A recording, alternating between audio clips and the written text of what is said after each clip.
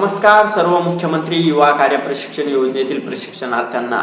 आपल्याला सगळ्यांना आनंदाची बातमी अशी आहे की तुकाराम बाबांची एकनाथ शिंदे साहेब यांच्यासोबत भेट झालेली आहे. तर त्या भेटीमध्ये नेमकी काय मुद्दा निघून आलेला आहे? मुख्यमंत्री युवा कार्य प्रशिक्षण योजनेचा जो कार्यकाळ आहे तो नक्कीच वाढणार आहे. याची शाश्वती सुद्धा आपण बघत असाल की एकनाथ शिंदे साहेब यांनी सांगितलेलं आहे. प्रत्येक ठिकाणी ते बोलतात, प्रत्येक ठिकाणी भाषण करताना सुद्धा सांगता आणि प्रत्येक ठिकाणी त्यांचं वक्तव्य हेच आहे की मुख्यमंत्री युवा कार्य प्रशिक्षण योजनेतील जे लाडका भाऊ योजना आहे त्या प्रशिक्षणार्थ्यांचा थोडा प्रॉब्लेम आलेला आहे. प्रशिक्षणार्थ्यांचा काहीतरी तोडगा काढून आपण नक्कीच या प्रशिक्षणार्थ्यांचा कार्यकाळ वाढवून देऊ. नक्कीच त्यांचा जो मार्ग आहे तो मोकळा करण्याचा प्रयत्न करू. आपण बऱ्याच ठिकाणी ऐकतही होतो पण याच्यावर काहीतरी तोडगा निघत नव्हता. तर तुकाराम बाबा यांची बऱ्याच वेळा प्रयत्नामुळे एकनाथ शिंदे साहेबांची भेट झाली आणि त्याच्यामधून नक्कीच चांगल्या रीतीनं मुख्यमंत्री युवा कार्य प्रशिक्षण योजनेतील प्रशिक्षणार्थ्यांसाठी चांगलाच तोडगा निघलेला आहे आणि प्रशिक्षणार्थ्यांचा नक्कीच कार्यकाळ सुद्धा वाढणार आहे असा शब्द एकनाथ शिंदे साहेब यांनी दिलेला आहे.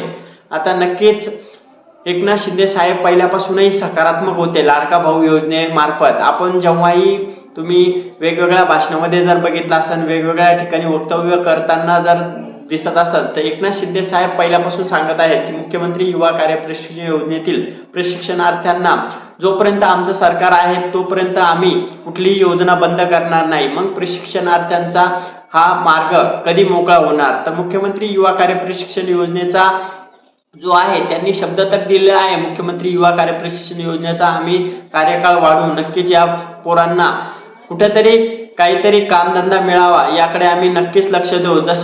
जसं मनुष्यबळाची गरज असेल, ज्या ठिकाणी ज्या विभागामध्ये जशी मनुष्यबळाची गरज असेल त्याप्रमाणे तिथं या मनुष्यबळातून मुलं भरा. जसं की शिक्षण विभाग असेल तर शिक्षण विभागात सुद्धा ज्या ठिकाणी मनुष्यबळाची गरज आहे अशा ठिकाणी प्रशिक्षणार्थ्यांना तिथं घ्यावं अशा प्रत्येक विभागात असं एकनाथ शिंदे साहेबांनी सांगितलेलं आहे. पण प्रशिक्षणार्थ्यांचा जो कार्यकाळ आहे तो नक्कीच कॅबिनेटची बैठक असेल तर त्यामध्ये हा विषय मांडून प्रशिक्षणार्थ्यांचा डायरेक्ट मार्ग कसा मोकळा होईल याकडे लक्ष देणं खूप गरजेचं आहे. कारण अजून म्हणजे त्यांचा प्रश्न पहिल्यापासून सकारात्मक आहे एकनाथ शिंदे साहेब, पण अजून प्रशिक्षणार्थ्यांचा जो कार्यकाळ आहे तो वाढलेला नाही, तसा GR निघला नाही. जोपर्यंत GR निघत नाही तोपर्यंत प्रशिक्षणार्थ्यांना नुसता शब्द देऊन फायदा नाही, नुसता शब्दाला काही फायदा नाहीये. मुख्यमंत्री देवेंद्र फडणवीस साहेब हे जर तयार झाले तर प्रशिक्षणार्थ्यांचा नक्की GR निघेल आणि तसा प्रशिक्षणार्थ्यांचा कार्यकाळ वाढून प्रशिक्षणार्थ्यांना कंत्राटी पद्धतीने होईना घ्यायला पाहिजे.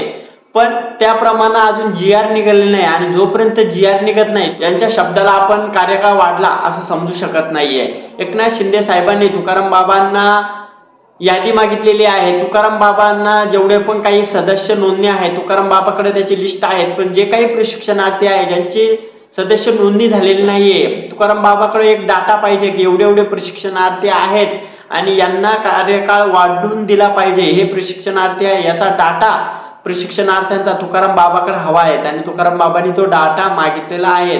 प्रशिक्षणार्थ्यांचा बऱ्याच काही प्रशिक्षणार्थ्यांचा अजून डाटा नसेल तर सदस्य नोंदणी करून तुकाराम बाबाकडे डाटा जमा करा, कारण त्या आधारेच प्रशिक्षणार्थ्यांचं नक्कीच पुढे भवितव्य चांगलं करण्याचा प्रयत्न तुकाराम बाबा करत आहेत. आणि एकनाथ शिंदे सुद्धा साहेब यासाठी सकारात्मक दृष्टीने बघत आहे, सकारात्मक आहेत.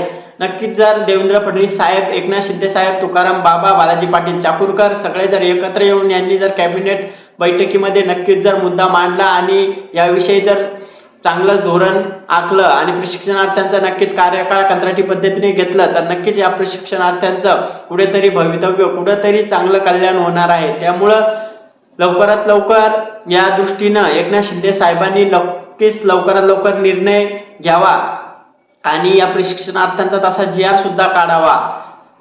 तेव्हाच या प्रशिक्षणार्थ्यांच्या ज्या मागण्या आहेत त्या कुठेतरी पूर्ण होतील आणि या प्रशिक्षणार्थ्यांचं जर नवीन प्रशिक्षणार्थी बदले तर त्यांचाही 11 महिन्यानंतर कार्यकाळ धोक्यात येऊ शकतो, त्यांचाही हेच होणार आहे. या प्रशिक्षणार्थ्यांचं जसं झालं अजून सुद्धा प्रशिक्षणार्थी पेमेंटसाठी जे मानधन रखडलेलं आहे त्याच्यासाठी कुठंतरी झटत आहेत, कुठंतरी प्रयत्न करत आहेत. त्यांचे काही मागचे टॅब बंद झालेले आहे, त्याच्यासाठी सुद्धा प्रशिक्षणार्थी परिस्थिती खूप गरीब आहे प्रशिक्षणार्थ्याची. आणि या सगळ्या प्रशिक्षणार्थ्यांसाठी जे 10,000 रुपये, 8,000 रुपये, 6,000 रुपये मानधन हे सुद्धा खूप मोठं मदत होते घरच्यांसाठी. आणि तीच प्रशिक्षणार्थ्यांची मदत काम करून सुद्धा त्यांना वेळेवर भेटत नसेल तर त्या प्रशिक्षणार्थ्यांना विचारा की हे प्रशिक्षण घेऊन त्यांना किती संकटांना सामोरे जावं लागलं. आणि त्या अनुषंगाने जर नवीन प्रशिक्षणार्थी इथं जर ऍड केले आणि नवीन प्रशिक्षणार्थ्यांना प्रशिक्षण दिलं तर कुठंतरी ते सुद्धा याच परिस्थितीत आणि याच सगळ्या मायाजाळात अडकणार आहे. त्यामुळं प्रशिक्षणार्थ्यांचा जो कार्यकाळ आहे त्याच प्रशिक्षणार्थ्यांचा कार्यकाळ वाढून कंत्राटी पद्धतीने घ्यावा असं सरकारला विनंती आहे.